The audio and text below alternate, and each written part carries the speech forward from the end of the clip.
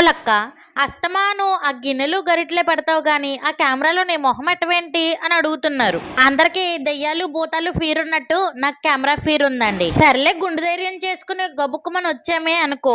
ఈ మధ్య body shaming బాగా ఫ్యాషన్ అయిపోయింది కదా.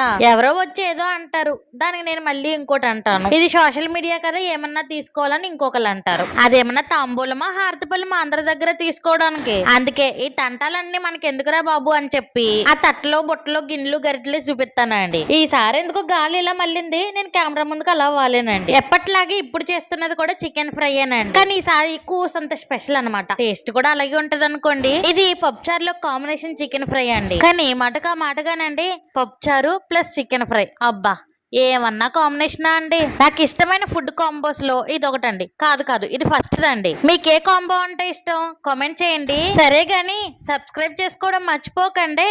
ఉంటాను.